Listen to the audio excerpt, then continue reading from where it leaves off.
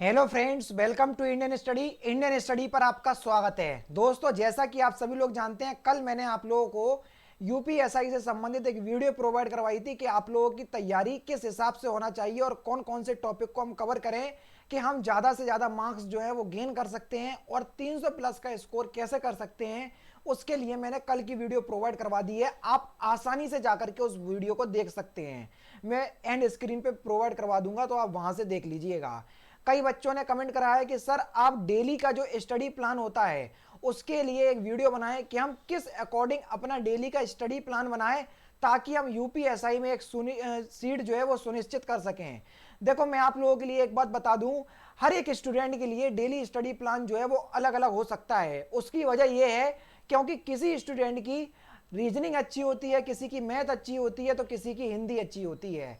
इसमें जो जी की आनी है वो थोड़ी ऐसी एक्स्ट्रा टॉपिक आने हैं जो हर एग्जाम में नहीं आते हैं। तो जीके सबकी अच्छा होना बहुत मुश्किल है क्योंकि इसमें मूल विधि भी आनी है, पॉलिटी भी अच्छी खासी लेवल की पूछी जाएगी।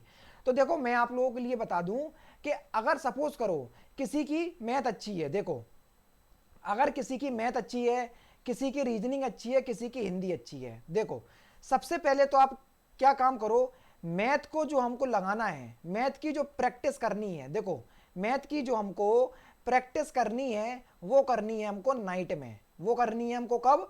नाइट में। नाइट में मैं इसलिए बोल रहा हूं, देखो प्रैक्टिस करने के लिए आपको फिजिकली वर्क करना पड़ेगा। पेन और पेपर पे आपको सॉल्व करना पड़ेगी मैथ। ठीक है, लेटे लेटे बैठे बैठे सॉल्व नहीं, लेटे लेटे तो सॉल्व कर ही नहीं सकते, तो उसके लिए आपको फिजिकली एक्टिव होना पड़ेगा। नाइट में बहुत ज़्यादा नींद की दिक्कत होती है कि नींद आ रही, नींद आ रही, नींद आ रही। तो ऐसे ही मैं करता था और ऐसे ही आप करो। जो फिजिकली एक्टिविटी वाले जो टॉपिक हैं उनको नाइट में रखो, जैसे मैथ हो गया, रीजनिंग हो गई। अब बची हिंदी और जीके। देखो, सबसे इंपॉर्टेंट जो मैंने आपको बात बोलने जा रहा हूं उसका ध्यान रखना। आपको, आप कहीं से भी पढ़ें, भले ही चाहे आप ऑनलाइन कोर्स खरीद लें या ऑफलाइन किसी भी इंस्टीट्यूट में पढ़ें या ऑफलाइन किसी भी कोचिंग में पढ़ें, आपको कसम है कि आपको खुद के हैंडमेड नोट्स बनाना है। अगर आप दूसरे के नोट्स के भरोसे बैठे हैं कि दूसरे के नोट हमें को मिल जाएंगे और अगर नहीं भी मिलेंगे तो हमारा दोस्त नोट्स बना रहा है उसको हम जेरोक्स कॉपी करवा करके पढ़ लेंगे, तो आप केवल और केवल टाइम पास कर रहे हैं। बुरी जरूर लग रही होगी लेकिन सही बात बोल रहा हूं मैं, केवल और केवल आप टाइम पास कर रहे हैं। अगर आप यूपीएसआई में सिलेक्टेड हो गए ना, तो आपकी जो ट्रेनिंग होगी ना उसी में आप लोगों के दिमाग खराब हो जाएंगे। तो अभी से अपने आप को इतना स्ट्रांग बना लो कि अगर हमको कैसी भी ट्रेनिंग करवाएं या कैसी भी हमारी यूपीएसआई में ट्रेनिंग हो, हमको कोई दिक्कत नहीं होने चाहिए। अपने आप को मेंटली इतना प्रिपेयर कर लो कि वहां पर जाके ट्रेनिंग में हमको कोई भी दिक्कत नहीं होना चाहिए। समझ रहे? अभी से आलस खाओगे तो ये समझ लो, तो आप लोगों को नौकरी नहीं मिलने वाली। ये आपकी जो नौकरी है या ये आपकी जो जॉब है वो फिजिकल एक्टिव वाली जॉब है। आप सभी समझ रहे होंगे यूपीएसआई की। ऐसा नहीं है कि एक कुर्सी पे जाकर के बैठ गए और वहां पर ऊँग रहे। आपको बर हमेश या जब भी आप जॉब पे होंगे आपको एक्टिव रहना पड़ेगा।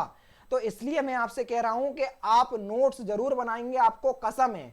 अगर नोट्स नहीं बना रहे किसी भी टॉपिक के, चाहे आपका हिंदी हुआ, रीजनिंग हुआ, जीके हुआ, मूल विधि हुआ, पॉलिटी हुआ, किसी भी टॉपिक के नोट्स नहीं बना रहे, तो आप अपने साथ खिलवाड़ कर रहे हैं, केवल और केवल टाइम पास कर रहे हैं। बस आप तैयारी के नाम पे केवल और केवल यही अपने आप को दिलासा दे रहे हैं कि हम यूपीएसआई की तैयारी कर रहे हैं। एक्चुअल में आप तैयारी नहीं कर रहे, केवल और केवल टाइम पास कर रहे हैं। ये ध्यान रखना। जो टॉपिक आपका सबसे कमजोर है उसके तो नोट्स आपको बनाने ही है, इस बात को ध्यान रखना। नोट्स नहीं बना रहे तो आपको बहुत ज्यादा प्रॉब्लम होने वाली है।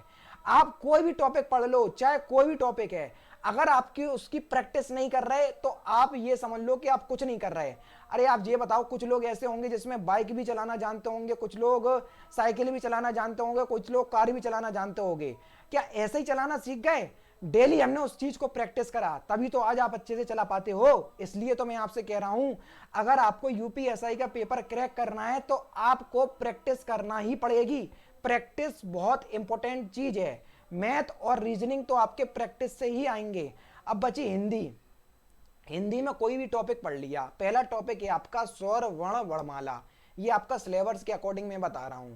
आपने वर्णमाला वाला टॉपिक पढ़ लिया, लूसेंट की बुक आती है, उसके वर्णमाला वाले जितने भी क्वेश्चन है प्रैक्टिस में लगा मारो। समझ रहे? जो आपका हिंदी का जो पढ़ने का समय होगा, आप कोई भी समय निकाल लो अपने अकॉर्डिंग, सूटेबल जो आपके लिए समय हो। बस ये जो आपका समय है वो नाइट से पहले होना चाहिए। दिन भर में हमको दिन भर में प्रैक्टिस करनी है हिंदी की, रीजनिंग की, मैथ की।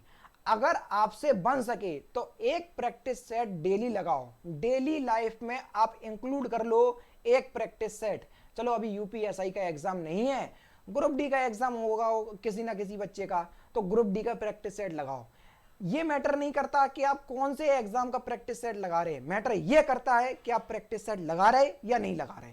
प्रैक्टिस सेट मस्ट है, बिल्कुल डेली अपनी लाइफ में इंक्लूड कर लो कि ये हमारी दिनचर्या का एक हिस्सा है, इसको हमको लगाने ही है, डेली प्रैक्टिस सेट।